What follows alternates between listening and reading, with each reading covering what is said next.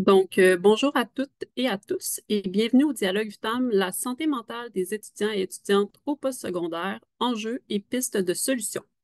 Mon nom est Alex Côté-Asselin, je suis professionnelle de recherche à Vitam dans l'équipe d'Annick Giguère et je suis l'une de vos deux modératrices pour le dialogue d'aujourd'hui.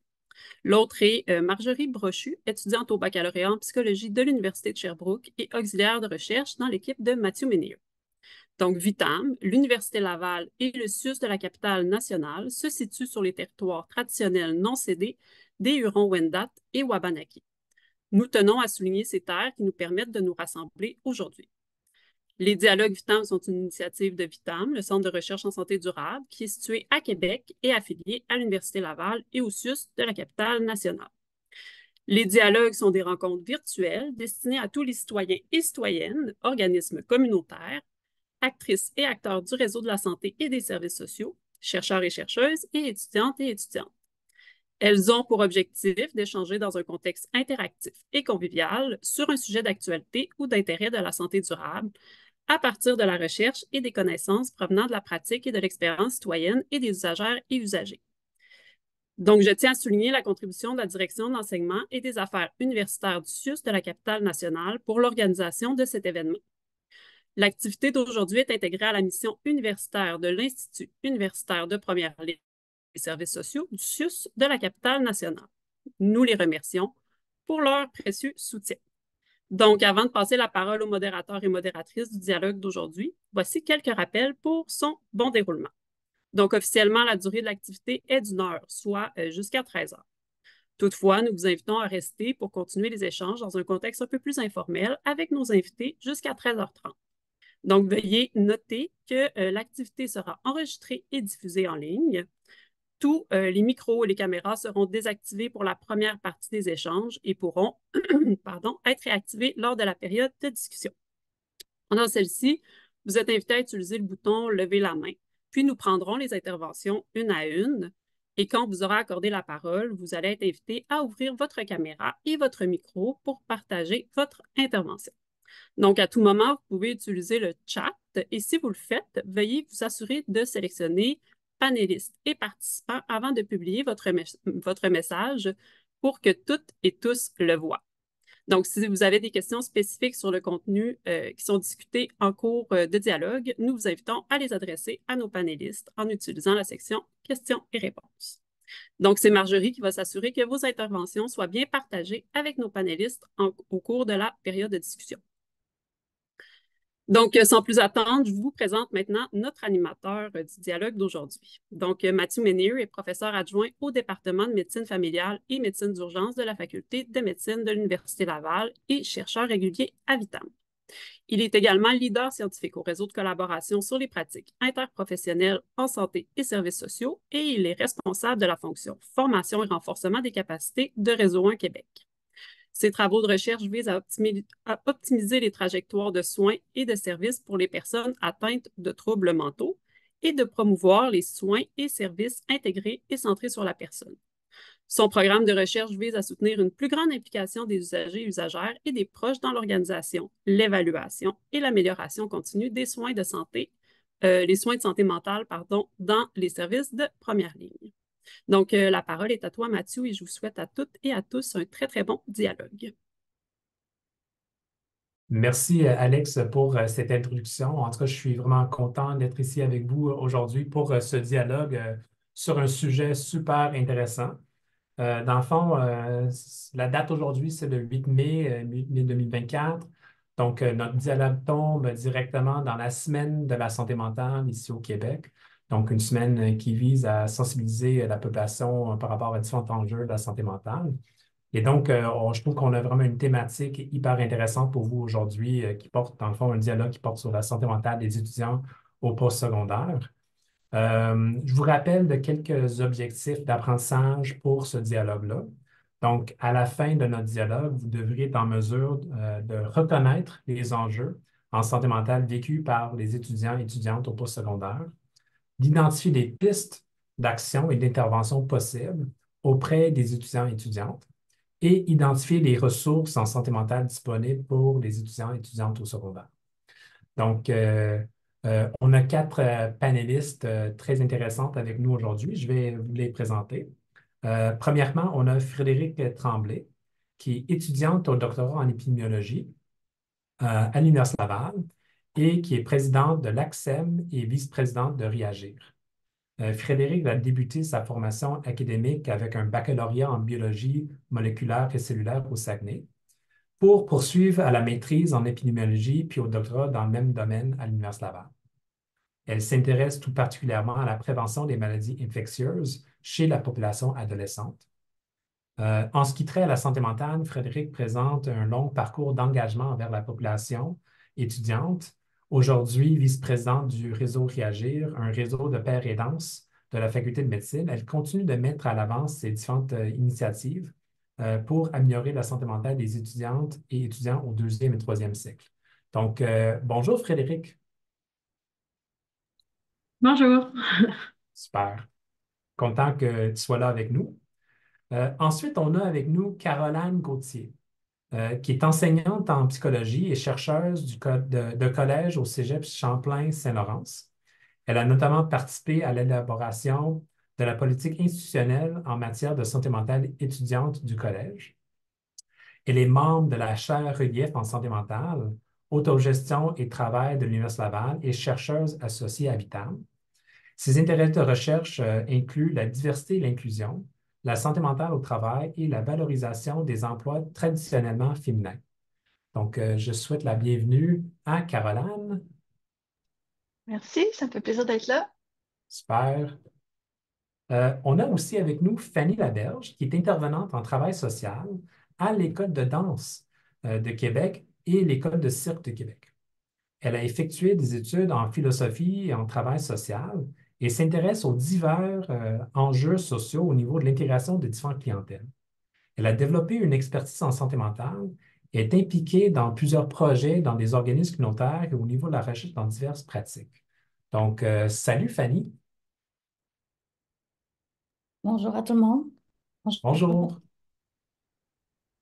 Et finalement, notre quatrième panéliste, c'est François Lausier-Jobin, qui est chercheur postdoctoral à l'Université de Sherbrooke et coordinateur à la recherche à l'Observatoire sur la santé mentale étudiante et en enseignement supérieur.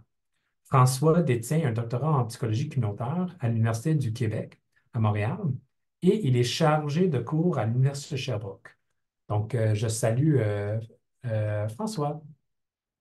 Bonjour tout le monde, merci de l'invitation. Super. Donc, on va se lancer tout de suite dans le dialogue. OK? Puis, dans le fond, afin de bien mettre la table pour notre discussion, on trouve ça important de pouvoir discuter de pourquoi on doit s'intéresser à la santé mentale des étudiants au postsecondaire. Et donc, je vais passer la parole à Frédéric pour une première réponse à cette question-là, puis après ça, on va faire le tour de rôle de nos différents panélistes. Donc, allez-y, Frédéric. Donc, merci pour la parole. Donc, en fait, moi, j'ai différentes raisons là, pour lesquelles, principalement, moi, je m'intéresse à la santé mentale, mais pourquoi, en général, on devrait s'y intéresser. Moi, dans mon parcours personnel, j'ai eu affaire avec de l'anxiété et de la dépression.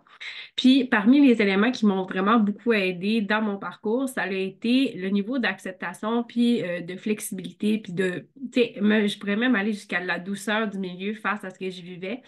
Ça l'a vraiment facilité finalement le fait que je me suis rétablie puis que j'ai été capable d'atteindre finalement un niveau doctoral aujourd'hui.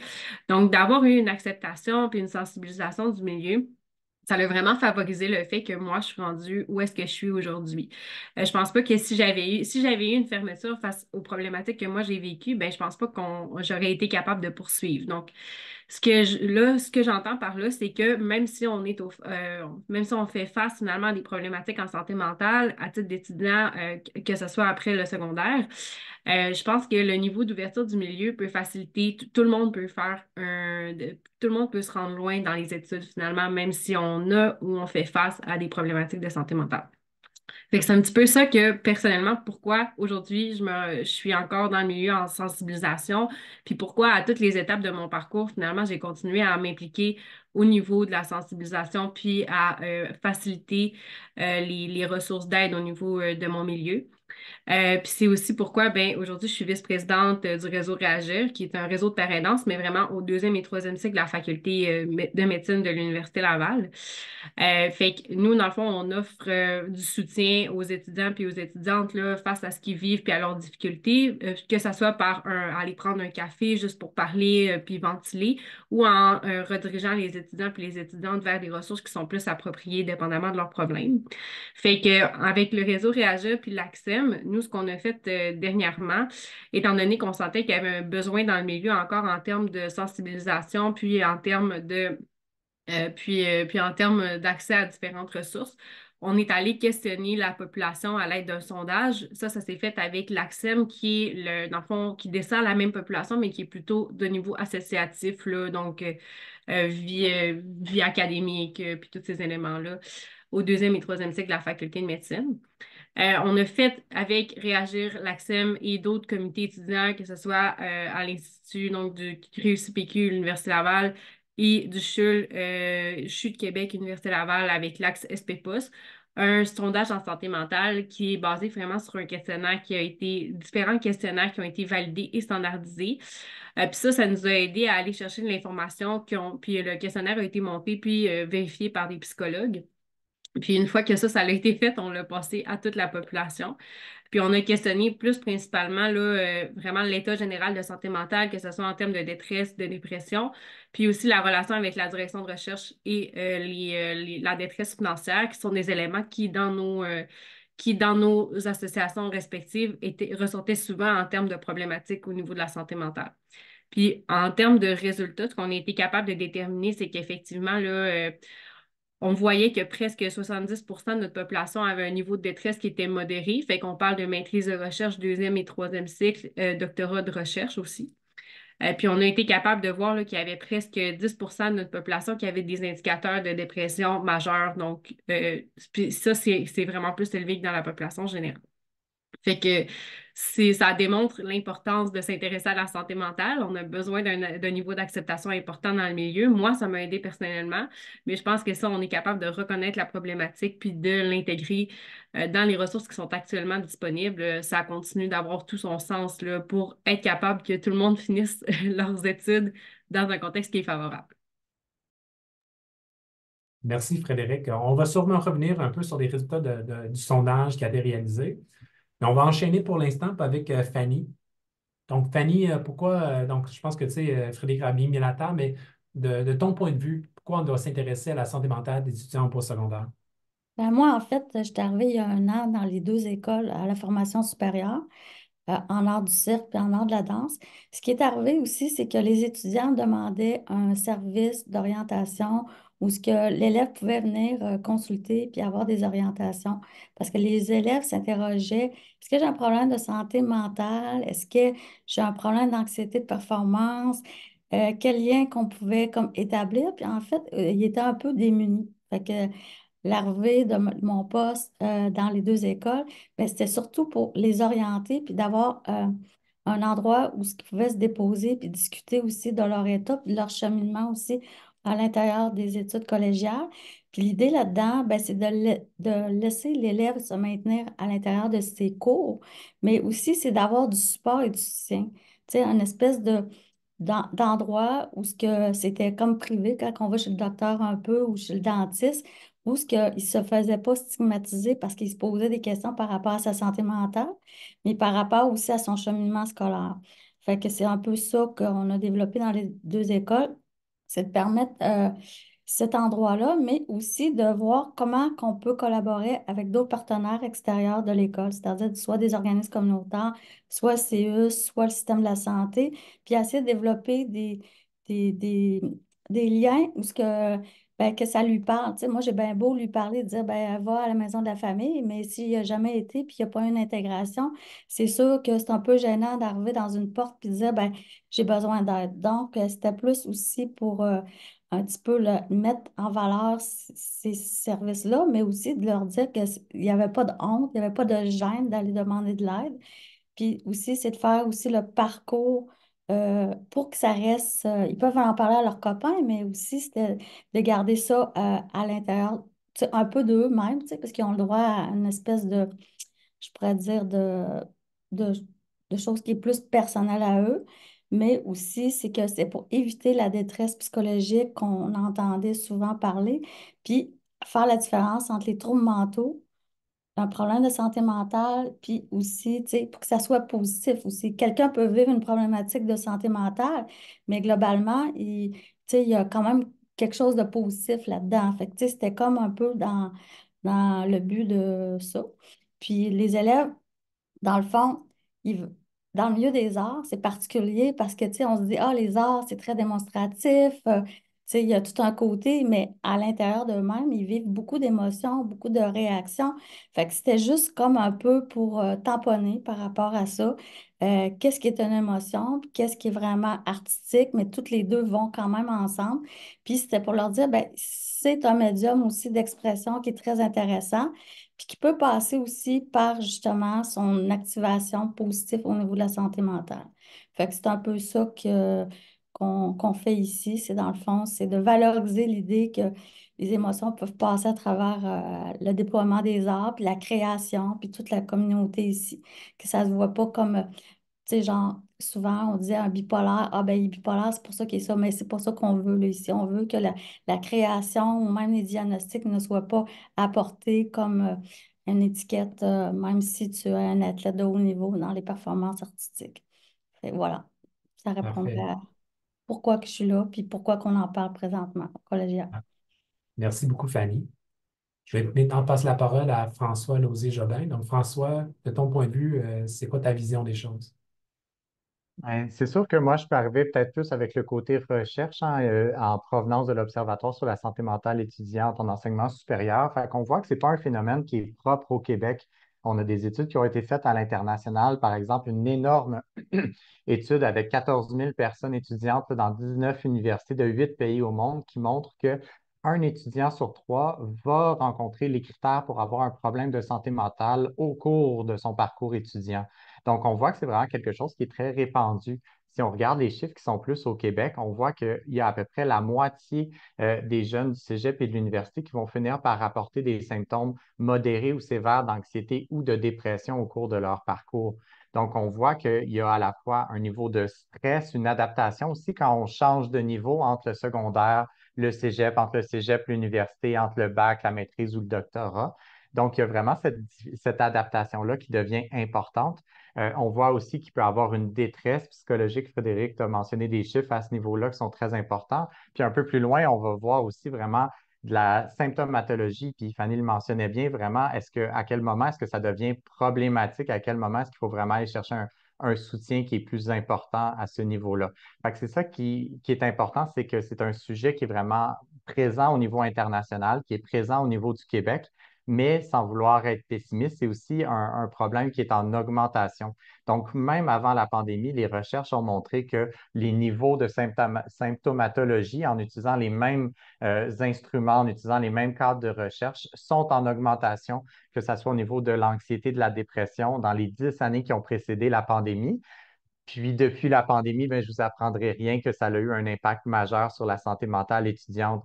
Donc pour moi, c'est vraiment un enjeu qui est clé, puis auquel il faut s'attarder. Puis je pense que les milieux d'enseignement sont des milieux très propices à la fois pour aller regarder qu'est-ce qui se passe, mais aussi pour pouvoir intervenir, parce que c'est des milieux dans lesquels les personnes étudiantes vont passer du temps pour étudier, du temps pour travailler, vont socialiser, vont se faire des nouveaux amis, vont avoir des relations professionnels ou semi-professionnels, disons, avec leur direction de thèse, de mémoire, etc. Donc, je pense que c'est à la fois un enjeu qui est très préoccupant, mais sur lequel on a un contexte dans lequel il est facile d'intervenir.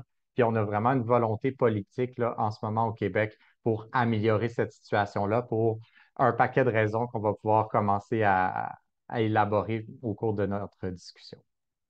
Parfait. Merci, François. Ça donne espoir qu'il y ait comme tant d'intérêt pour ça là, à plusieurs niveaux, hein, surtout au niveau politique. Caroline. Ben, pour faire écho à ce que François vient de dire, c'est sûr que c'est une période de la vie où il y a plusieurs transitions, parfois départ de la maison, découverte ou développement où c'est l'identité qui se consolide, des expériences de vie à la fois positives mais aussi anxiogènes. Et on rajoute des choses comme l'anxiété de performance. Au collège, où j'enseigne, on remarque aussi beaucoup plus d'anxiété par rapport à l'avenir qu'avant. C'est aussi quelque chose qu'on voit là, dans les premières études qui sortent là, par rapport aux jeunes travailleuses et travailleurs là, de, disons, 18-35 ans. On rajoute l'éco-anxiété à tout ça. Donc, bref, c'est un moment où les jeunes prennent conscience de leur environnement, vivent toutes sortes de transitions, de chamboulements. Euh, on sait aussi que à l'âge jeune adulte, c'est un moment où certains troubles psychologiques vont commencer à se manifester ou encore à se consolider. Donc, ou s'aggraver. Donc, c'est un bon moment aussi là, de capter ça de la part que ce soit des enseignantes et d'enseignants, les professionnels, le soutien. Je pense notamment aux troubles alimentaires. Il s'agit d'un bon prof d'éducation physique pour capter peut-être le discours des jeunes qui peut être un enjeu. Alors, c'est vraiment un espace là, de vie où on peut remarquer ces choses-là puis intervenir. Puis aussi, ben, plus tôt on s'en rend compte et plus tôt que les personnes elles-mêmes s'en rendent compte, ben, plus tôt on peut intervenir, on peut faire de la prévention. C'est généralement une population assez réceptive à tout ce qui touche la santé mentale. On vit dans un moment, oui, à la fois difficile, mais aussi positif parce qu'on en parle, parce qu'on déstigmatise. Et c'est aussi un moment où les jeunes construisent des habitudes de vie qui vont rester avec elles et eux toute leur vie. Donc, si on peut déjà leur apprendre à prendre soin de leur santé mentale, de la même façon qu'on leur apprend à prendre soin de leur santé physique ou autre, je pense que c'est un bon moment pour ça. Puis aussi, comme moi personnellement, en tant que chercheuse qui s'intéresse beaucoup à la santé mentale au travail, on travaille avec beaucoup d'organisations qui se préoccupent des jeunes travailleuses et travailleurs qui arrivent en emploi et qui vivent beaucoup plus d'enjeux de santé mentale qu'avant. Les chiffres par rapport à l'absentéisme, les départs ou les congés maladie ou d'invalidité pour santé mentale explosent. Alors, les organisations se tournent vers nous aussi pour dire, oh, il doit y avoir quelque chose qu'on peut faire avant, tu sais, au collégial ou autre. Alors, sans vouloir m'éterniser, là, c'est vraiment l'âge, puis l'environnement, des milieux de vie où on peut se permettre d'intervenir peut-être beaucoup plus que par la suite lorsque les personnes sont sur le marché du travail, si elles intègrent le marché du travail. Oui. Merci, Caroline. Puis je ferai un suivi avec toi en termes de. Là, tu as nommé plusieurs facteurs qui contribuent qui peuvent mettre des jeunes et des étudiants à risque. C'est être en transition, quitter la maison pour faire leurs études. Qu'est-ce qui explique l'augmentation? Qu'est-ce qui explique que les jeunes semblent plus à risque aujourd'hui qu'il y a 10 ans, il y a 15 ans? Dans le fond, quels sont ces facteurs-là qui contribuent à ce phénomène? Donc, il y a plusieurs hypothèses qui sont amenées. D'une part, on a l'impression que généralement parlant, juste un esprit de compétitivité qui augmente de plus en plus dans la société. J'enseigne à un collège où il y a beaucoup de jeunes qui viennent d'écoles privées, puis qui se mettent beaucoup de pression là, à la performance, qui veulent entrer dans des programmes contingentés à l'université, mais aussi, encore une fois, là, tout ce qui touche le contexte socio-économique. La sortie de la pandémie aussi, on le voit dans les classes, beaucoup d'étudiantes et étudiants qui sont peut-être pas encore tout à fait outillés pour être en enseignement supérieur, mais ils sont là. Alors, il faut certainement les aider avec ça. Puis dernièrement, j'assistais à un webinaire où la personne disait que par rapport à l'anxiété en particulier, semblerait que les parents d'aujourd'hui sont beaucoup plus informés puis éduqués par rapport à tous les facteurs là, que leurs enfants doivent tenir compte. Puis c'est comme si parce que les parents étaient plus informés, peut-être que les parents étaient un peu plus anxieux puis que ça pouvait se répercuter sur leurs enfants. Mais ça, je ne suis pas allée vérifier la littérature, là. C'est une hypothèse parmi tant d'autres. Mais c'est peut-être les professeurs aussi qui sont mieux éduqués, dans le fond, qui peuvent partager certaines inquiétudes avec leurs étudiants aussi.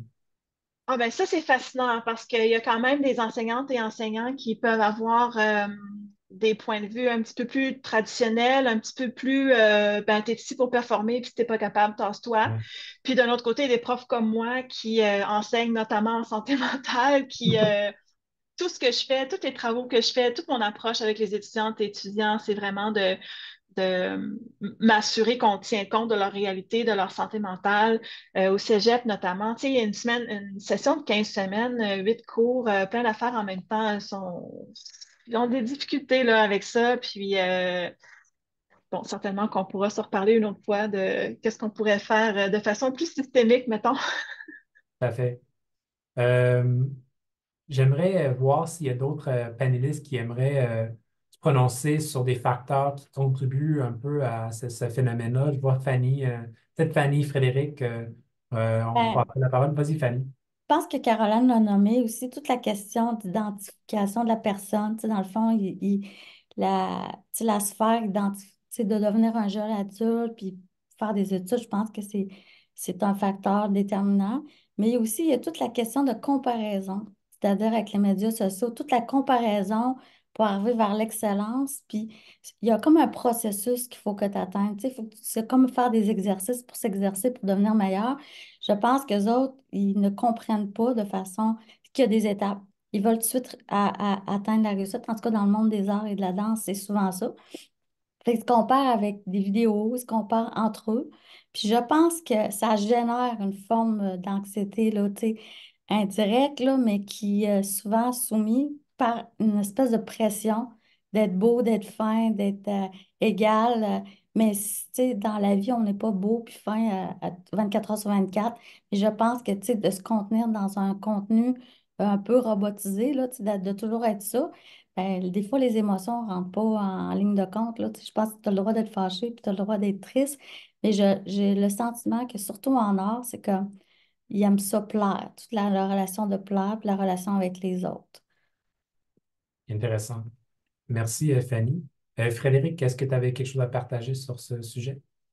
Oui, ben en fait, parmi les éléments qu'on répertorie là, dans les commentaires qu'on a eus ou encore avec le sondage là, au niveau des réseaux dans lesquels je suis impliquée, il y a vraiment il y a vraiment le contexte qui est particulier. Puis là, ça concerne vraiment plus la recherche là, au deuxième et troisième cycle parce que c'est les milieux dans lesquels je suis impliquée actuellement.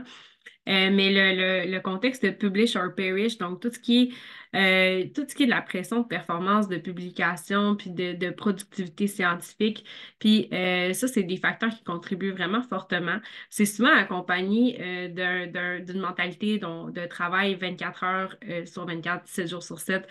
Donc des personnes qui sont extrêmement performantes puis qui ont été habituées dans leur vie. Tu sais, c'est souvent colporté par des professeurs qui ont fait ça, eux, dans leur milieu durant leurs années de formation, puis qui vont poursuivre la tradition du on travaille fort, puis plus qu'on travaille fort, plus qu'on va publier, plus qu'on publie, plus qu'on est reconnu. Puis cette mentalité-là, elle est continuée là, dans les laboratoires actuellement.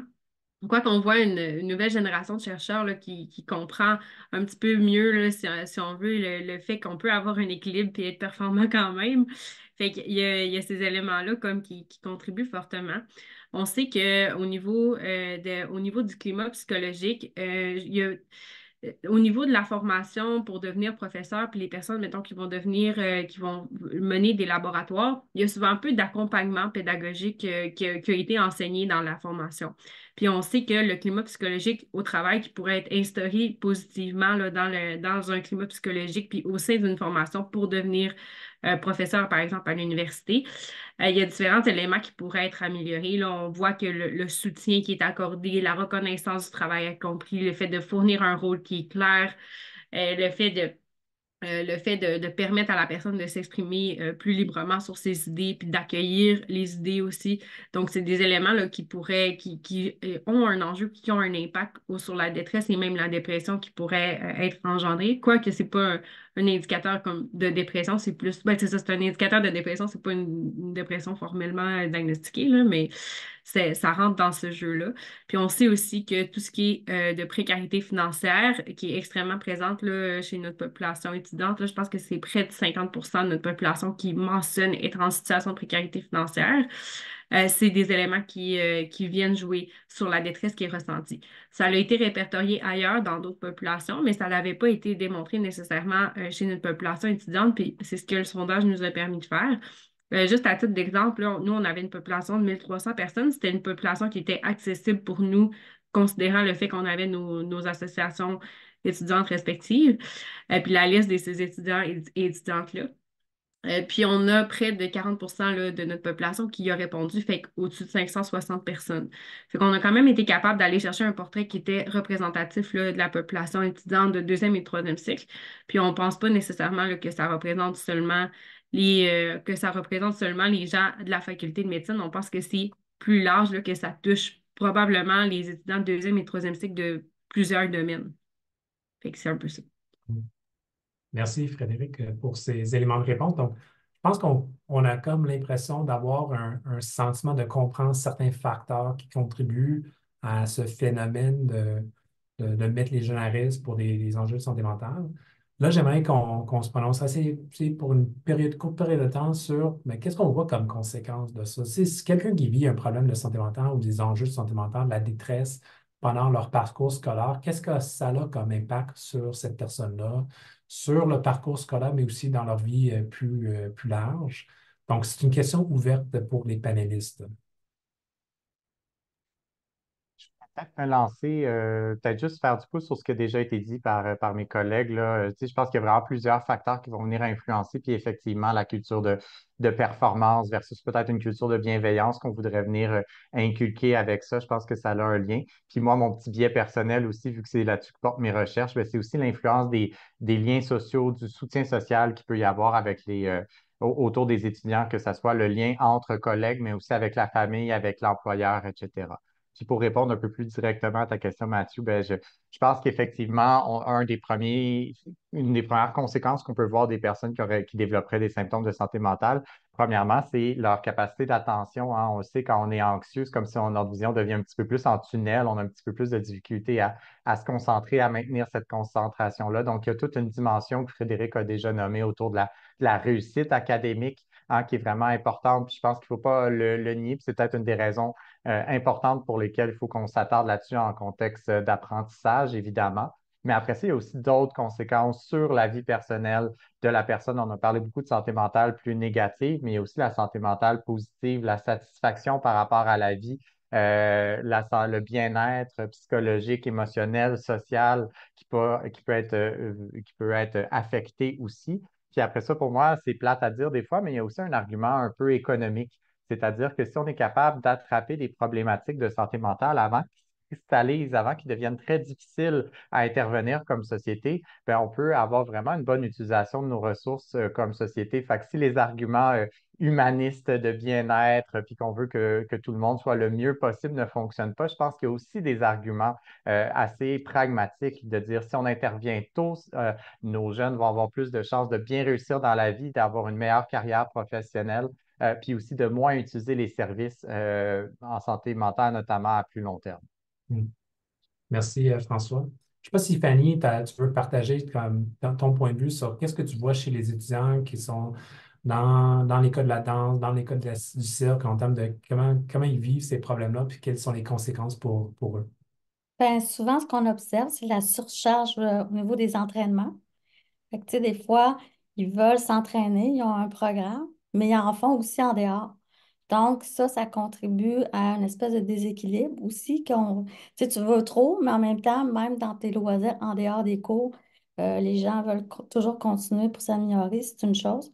Mais on remarque aussi de la fatigue, puis une fatigue récurrente, là, tu sais, que ça n'arrive pas de même, ça arrive tranquillement, pas vite et lentement. Puis on parle aussi de la motivation qui peut avoir un impact aussi assez important, puis des remises en question sur ses choix. Ça revient souvent. Est-ce que je suis à la bonne place, au bon endroit? Euh, Tu sais, c'est quelque chose qu'on voit beaucoup. Puis aussi, c'est par rapport, tu sais, on parle aussi de coûts. On a parlé des coûts financiers. Nous, on a une partie de nos élèves qui viennent de l'extérieur du Québec. Donc, tu sais, il y a comme des coûts qui sont associés à ça. Donc, s'ils viennent sur une planification sur 3 ans pour finir un deck, puis là, au final, ben là, ils finissent, mais ils ne savent pas trop, ben il y a un impact aussi sur le permis d'étudiant qui dit, ben si tu as un permis d'études pendant 3 ans, donc tu dois finir tes études pour que tu puisses revenir, mettons, en tant qu'artiste, parce qu'après ça, ils ont comme le droit à un permis de travail ou des choses qui sont comme plus claires. Donc, c'est comme un peu un bonbon, mais en même temps, pour atteindre ce bonbon-là, c'est pas toujours évident. Fait que, tu sais, puis c'est une pression sur comme 3 ans. La première année, tu t'intègres, la deuxième année, tu te développes, la troisième année, ben là, il faut que tu fasses un peu de la scène. Fait que, tu sais, c'est un peu tout ça qui rentre en ligne de compte. Mais majoritairement, ça serait, je dirais, c'est vraiment les finances, plus la fatigue, plus, c'est comme une roue qui tourne, là, mais les finances sont souvent nommées. OK. Merci, Fanny. Frédéric, veux-tu partager quelque chose par rapport aux impacts sur les étudiants? Oui, ben en fait, tous les facteurs que j'ai mentionnés tantôt qui sont aussi qui sont aussi un petit peu à la base là, des solutions, ben c'est des facteurs qui ont des conséquences. Fait que ce qu'on voit parmi les éléments qu'on a été capable de démontrer ou qu'on a entendu beaucoup parler dans nos réseaux respectifs, il y a tous les éléments de détresse qu'on a parlé tantôt. C'est des indicateurs de détresse, donc c'est pas nécessairement que la personne a une santé mentale affectée actuellement, mais elle a des symptômes qui peuvent être problématiques puis sur lesquels on serait capable de jouer un peu en amont. On parle que parfois ça peut mener à des idées suicidaires, donc c'est sans nécessairement que ce soit juste le contexte scolaire, la présence de ces idées-là est importante et doit être considérée ou intervenue. On parle de 9% là, de notre population qui ont déjà eu des idées suicidaires. On a eu des tentatives chez 3% de notre population. Ça, c'est quand même, c'est 2,5 et 6 fois plus présent finalement chez notre population étudiante que dans la population québécoise générale. Fait que ça nous donne quand même des indicateurs importants de l'impact que la non-considération de la santé mentale, ça peut avoir sur notre formation. Si on est capable d'intervenir en amont, de faire de la sensibilisation, d'avoir des pistes de solutions qui sont implantées plus rapidement, ben c'est peut-être des personnes sans qu'on joue sur tous les caractères qui peuvent influencer la santé mentale, ben on aurait peut-être un allègement là, de cette situation-là qui est problématique. On a des consommations de substances qui est aussi plus présente lorsqu'il y a il y a une augmentation des problèmes de santé mentale. On a une insatisfaction de la vie sociale, quoique ça va pas si mal de ce côté-là, c'est quand même cool. On a aussi des personnes qui vont mettre fin à leurs études plus rapidement. Donc ça me fait ramener un petit peu à ce que j'ai mentionné au départ, que moi, je serais probablement pas ici aujourd'hui si j'avais pas eu un environnement qui était favorable face à ma réussite, puis une compréhension face à mes problématiques personnelles. Si on est capable d'accompagner les gens de façon bienveillante dans leurs problématiques, ben, il y aurait peut-être des abandons qu'on pourrait réchapper. Puis c'est aussi en termes d'investissement économique quelque chose qu'on doit considérer. Merci, Frédéric. Donc, on va transitionner dans un instant vers une autre thématique, mais je vais peut-être donner la chance à Caroline de juste aussi partager si tu as une dernière réflexion, Caroline, par rapport aux impacts que toi tu vois dans ta pratique ou en recherche. Ben, c'est sûr qu'en recherche, il y a la question des jeunes là, qui entrent dans le marché du travail puis qui ont déjà peut-être des enjeux qu'ils n'ont pas pu peut-être aller chercher l'aide dont ils avaient besoin. Puis les employeurs n'ont pas le même rapport là, nécessairement à la santé mentale des gens, c'est-à-dire en prévention ou l'accès à des services. Mais sinon, c'est sûr que dans les environnements scolaires, tu sais, je vois beaucoup plus d'étudiantes et d'étudiants qui viennent me voir, qui ont de l'anxiété, qui vont venir me voir à répétition ou encore qui vont demander des accommodements, puis ça ne me dérange pas de les donner, mais on voit là, que des fois, ça pourrait être peut-être mieux encadré pour qu'ils arrivent plus tôt. Donc, c'est sûr que la charge de travail aussi des profs, mais aussi des professionnels et du personnel de soutien, de plus en plus de demandes. Donc, on est vraiment content que les jeunes n'en parlent plus et viennent chercher de l'aide. Puis, on est aussi content qu'on va avoir un petit peu plus de ressources pour le faire, pour pas que ça devienne finalement une surcharge de travail problématique pour la santé mentale des personnes dans le réseau. Mhm. Super. Puis restons avec toi. Donc, c'est la prochaine thématique, c'est par rapport aux pistes de solutions, les ressources disponibles, les initiatives qui sont en cours. Donc, qu'est-ce que toi tu vois qui apporte de l'espoir pour ces étudiants-là en termes de bonnes pratiques, en interventions qui sont efficaces? C'est sûr qu'à la base, la sensibilisation massive qu'on voit dans l'espace public dans les dernières années, la politique gouvernementale qui, je salue, adopte une approche de santé mentale positive. Donc, c'est pas juste de répondre à des diagnostics, mais c'est de promouvoir un milieu de travail sain. J'ai très hâte de voir les travaux qui vont se faire dans les différentes institutions pour mettre ça en place.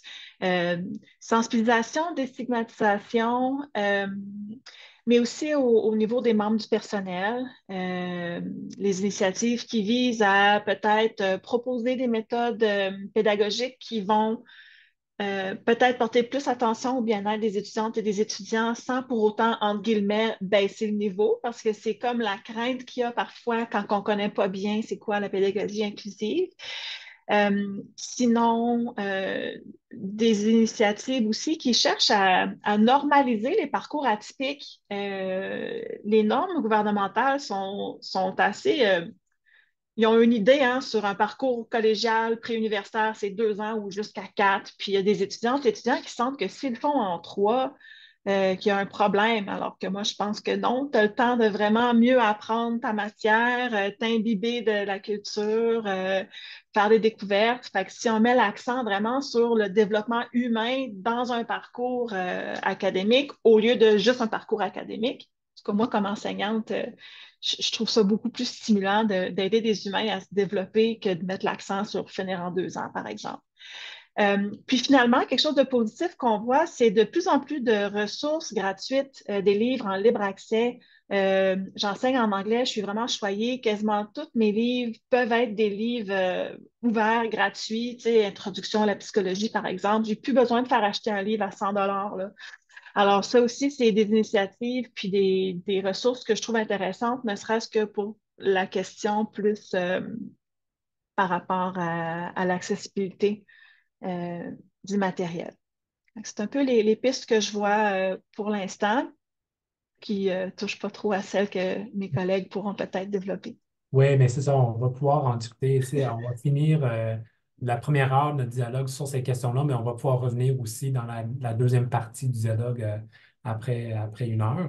Mais je vais retenir cette idée de développement humain. Normalement, parce que j'ai 2 ados à la maison. C'est peut-être une belle approche aussi quand ils sont au secondaire, ils vont aller faire leur cégep ou l'université, on verra. Là, mais c'est cette idée qui est dans le fond, allez-y à ton rythme, allez-y dans une perspective de développement humain. Je retiens cette idée-là que je trouve très pertinente. François, Ouais, ben, en termes de pistes de solutions, c'est sûr que pour moi, puis ça émerge hein, dans nos discussions qu'on se pose, tu sais, puis je voyais dans le chat quelqu'un qui disait, mais c'est quoi la prévalence des cas de santé mentale des étudiants internationaux? On peut se poser la question au niveau des étudiants en situation de handicap, ceux issus d'une minorité de genre ou sexuelle, etc. Fait que je pense qu'un premier pas pour moi, c'est l'idée qu'il faut vraiment documenter cette problématique-là, documenter partout au Québec, à la fois dans les universités, dans les cégeps, que ce soit des institutions, que ce soit publiques ou privées. Je pense qu'il faut réussir à documenter cette réalité-là, à la fois au niveau des indicateurs, mais aussi des variables qui pourraient nous donner des pistes d'explication puis des pistes d'action sur comment est-ce qu'on peut intervenir. Fait que c'est là où je fais ma petite pub là, par rapport à l'Observatoire. Donc, l'Observatoire, on découle du plan d'action en santé mentale étudiante du ministère de l'Enseignement supérieur. On est plus de 270 personnes membres, à la fois des personnes chercheurs, des personnes étudiantes. Et puis, on se répartit le travail sur différentes problématiques. Donc, on a 25 axes de travail qu'on va aller viser. Donc, certains axes de travail qui touchent plus à certaines populations spécifiques. Donc, c'est quoi la réalité des étudiants athlètes dont on a peut-être un petit peu moins parlé en ce moment, des étudiants issus de l'immigration, des étudiants internationaux, des populations autochtones. Donc, on a des populations comme ça qui peuvent vivre des enjeux particuliers qui est important d'aller bien documenter. De l'autre côté, on a aussi des thématiques qu'on sait qui sont importantes.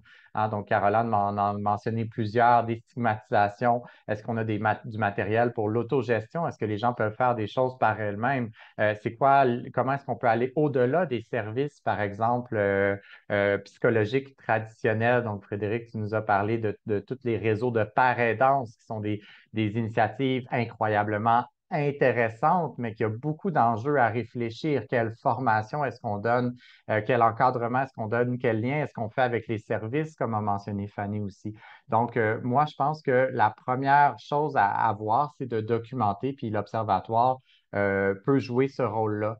Puis l'autre grand message que j'avais le goût de passer, c'est que tout le monde peut jouer un rôle par rapport à la santé mentale étudiante. Donc, à la fois la personne elle-même, la personne étudiante, la personne enseignante peut jouer un rôle. Donc, on a peut-être un peu moins mentionné aujourd'hui, mais il y a toute une dimension au niveau des habitudes de vie. On voit, par exemple, dans les grandes enquêtes nationales qu'il y a une grande importance au niveau du sommeil et de l'alimentation sur la santé mentale. Donc, ça, c'est des choses qu'on peut aller voir. Il y a toute la dimension au niveau des liens sociaux dont je parlais. Comment est-ce que je peux augmenter la qualité de mes relations, augmenter la quantité des relations qui est importante? Comme personne enseignante, qu'est-ce que je peux faire pour que ma salle de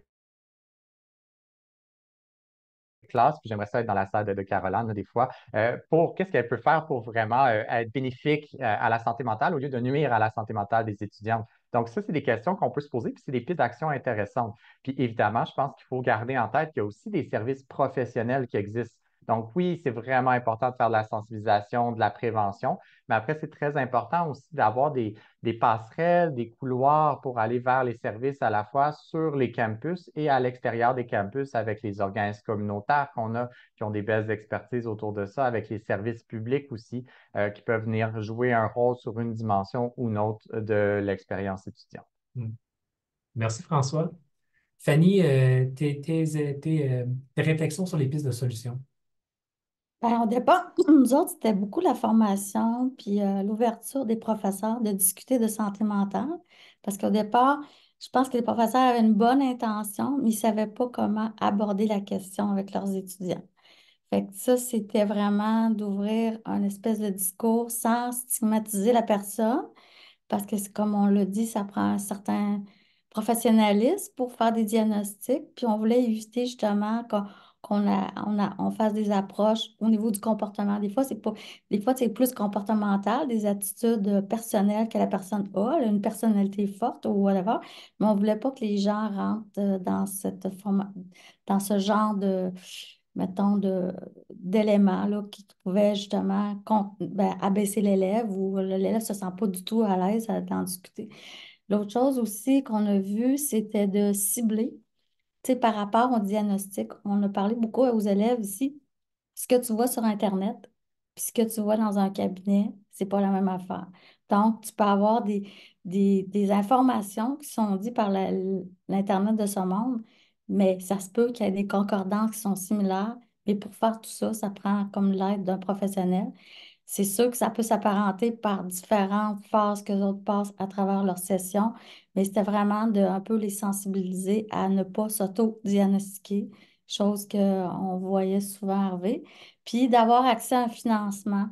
Le financement revient souvent, c'est-à-dire que quand on veut aller dans les services privés ou pour que ça soit plus rapide, ben ça, c'était quelque chose que je pense qu'on pourrait mettre sur place, d'avoir comme un peu, là, tu sais, je pense que Caroline, à travers Relief, d'avoir des pistes où ce que quelqu'un peut consulter quelqu'un à l'extérieur, soit par Internet ou voilà, mais d'avoir vraiment cette idée-là que tout ne passe pas par le système de la santé, mais il y a peut-être d'autres pistes à développer au niveau des organismes communautaires ou des partenaires en santé mentale. Fait que vraiment cibler ces gens-là. Et je dirais que ben, c'est sûr, éviter les TikTok de ce monde, là, ça revenait souvent dans mon bureau. Mais, tu sais, nous, on ne veut pas cautionner puisqu'on a une école de formation supérieure. Fait que, tu sais, je ne peux pas aller dire à quelqu'un va écouter telle madame qui parle de ça. C'est pas ça le but. Fait que, puis c'est vraiment faciliter l'accompagnement le plus adapté en fonction de son problème à lui et non de la comparaison versus un autre élève. Fait que c'était vraiment ça les pistes de solutions qu'on commence, là. Fait que, tu sais, on est jeune encore, juste 1 an, mais il y a des choses qui sont en développement. Parfait, excellent. Merci, Fanny. Frédéric, Oui, au niveau des pistes de solutions, je l'ai un petit peu mentionné tantôt. En fait, nous, ce qu'on a exploré au niveau du sondage, ben, on les voit un petit peu comme des leviers d'action, tu sais, d'être capable d'aller former ou de favoriser des environnements dans lesquels on a une forme de soutien qui est fourni par soit, ça peut être pas nécessairement obligé de venir du professeur ou du principal investigator, là, je suis désolée de l'anglicisme, là, mais c'est pas nécessairement obligé de venir de lui, ça peut être aussi de la professionnelle ou du professionnel de recherche, tu sais, ça peut être de l'environnement en soi, dans lequel on a une forme de soutien, une clarté du rôle qui est définie, dans lequel on a été capable qu'on récompense la contribution de l'étudiant ou de l'étudiante, qu'on reconnaît le travail qui a été effectué, donc, puis qu'on permet l'expression de soi. Donc, ça, c'est tous des éléments, puis qu'on fournit une forme de défi aussi à la personne qui est venue faire un doctorat ou une maîtrise là, en recherche. Donc, parce que Des fois, là, les tâches peuvent être répétitives et simples. Là. Ça reste qu'on on va vers la maîtrise et le doctorat, mais parfois le défi intellectuel peut aussi favoriser un sentiment un sentiment bénéfique pour la personne. Fait que tous ces éléments-là sur lesquels on voudrait être capable de venir pousser ou qu'on aimerait être capable de venir instaurer dans les milieux, ben, ça passe en partie par la formation des personnes en laboratoire, que ce soit un laboratoire de recherche du genre wet lab ou un laboratoire de recherche qui est vraiment plus sur ordinateur. On voit aussi que l'amélioration de la situation financière aiderait probablement au niveau de la détresse qui peut être ressentie en santé mentale. On a eu quand même une belle réussite là, dernièrement au niveau des IRST. Donc, au niveau fédéral, le montant des bourses a été augmenté à la maîtrise et au doctorat. Ça a atteint là, 40 000 par année là, pour les étudiants au doctorat notamment. Ça, c'est une extrêmement belle réussite. On est super contents. Par contre, il faut se rappeler que les IRSC, ce type de bourses-là, c'est des bourses extrêmement compétitives qui sont difficiles à aller chercher. Fait que nous, ce qu'on cherche, c'est que ces montants-là soient répandus à plus que ces organismes-là parce sont peu nombreux les personnes qui sont capables d'en bénéficier. Quoique c'est vraiment un pas dans la bonne direction, puis c'est ce à quoi on aspire. On pense réellement qu'une diminution de cette pression-là sur la personne peut avoir un impact bénéfique là, au niveau de la santé mentale puis de la réussite pour les étudiants de deuxième et de troisième cycle. Fait que nous, c'est les pistes d'action qu'on a identifiées là, au sein du sondage. Puis globalement, bien, effectivement, là, être capable de continuer, puis je fais un petit peu du pouce sur ce que François a mentionné, là, être capable de pousser la paire aidance avec un cadre qui est adapté, c'est quelque chose qu'on voit comme étant une ressource qui est vraiment importante. On voit on sait aussi avec la faculté de médecine qu'on a été capable de travailler, puis la faculté des études supérieures et postdoctorales sur l'implantation de laboratoires qu'on dit en santé, donc des laboratoires dans lesquels on a une culture de bienveillance. C'est quelque chose qui est parti d'un projet qui avait été un peu mis en place à l'Université de Toronto, là, les Healthy Labs. Nous, ce qu'on voulait faire, c'est implanter quelque chose un petit peu de similaire au niveau de la faculté de médecine. Puis on a commencé à explorer des pistes de solutions. Fait que ce qui est super, c'est on a une aide vraiment là, de la faculté de médecine, de la faculté des études supérieures. On travaille vers la même direction. Puis cette ouverture-là, ben, elle nous permet de faire les initiatives comme on a fait avec le sondage, puis d'implanter des réseaux de parrainage qui sont bien soutenus. Fait que moi, c'est vraiment une entraide à plusieurs niveaux, donc en prenant en considération à la fois les étudiants et les étudiantes, tous les professeurs, les équipes de recherche, puis au niveau des facultés, où est-ce qu'on va être capable d'avoir un travail qui est collaboratif puis qui va dans la même direction, qui, je pense, est une piste de solution aussi non négligeable. Excellent. Merci beaucoup, Frédéric. Donc, on est à 6 minutes de la fin de la première heure de notre dialogue. Et donc, j'inviterai maintenant ma collègue Marjorie pour venir voir s'il y a des personnes qui aimeraient poser une question. Il y a Francine qui a sa main levée depuis longtemps. Donc, Marjorie, est-ce que tu es là avec nous? Oui, en fait, il y a une question qui a été posée là, que François a légèrement adressée là, tantôt, qui était en fait, avez-vous une idée de la proportion des étudiants internationaux au Canada ou au Québec en prise avec des problèmes de santé mentale? Je peux peut-être répondre rapidement. Là, dans le fond, ben, c'est sûr que la réponse la plus chercheur que je peux faire, c'est non, on n'a pas des études solides, ça en prendrait plus, d'où l'importance de notre enquête là, qui va se dérouler partout là, à l'automne 2024. Mais si j'essaie d'être un petit peu plus utile dans ma réponse, ben, ce qu'on s'aperçoit, c'est que dans le fond, quand on a des études qui comparent les étudiants qui viennent ici avec les étudiants issus de l'immigration ou les étudiants internationaux, on s'aperçoit que les étudiants internationaux ont une moins bonne santé mentale positive et une moins bonne santé mentale négative. Puis que ça mène à des problèmes de nature même académique là, en termes de réussite, de diplomation, etc. Mais par contre, on n'a habituellement pas des échantillons assez représentatifs pour dire voici la proportion comme on peut le faire avec les étudiants de la population générale, disons. Fait que si je suis un peu utile tout en étant nuancé, c'est ce que je dirais.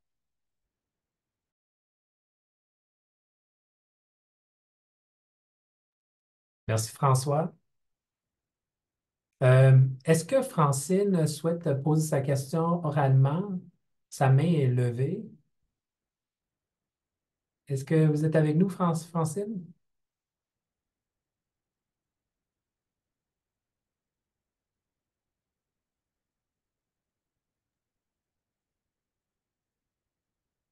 en En attendant, introduction. Mathieu, si tu permets, j'aurais peut-être une dernière chose que j'aurais voulu mentionner, c'est qu'on a l'Observatoire sur la santé mentale étudiante, mais on a aussi l'ISME, là, dans le fond, qui est tout le pendant au niveau des pratiques, puis ils viennent de lancer leur site web qui s'appelle Station Santé mentale étudiante, donc Station SME, qui est super intéressant. Puis je pourrais mettre le lien dans le chat pour ceux qui veulent voir justement des initiatives qui se font un petit peu partout dans la province. Excellent. Merci, François. On a des questions qui apparaissent dans la partie questions-réponses.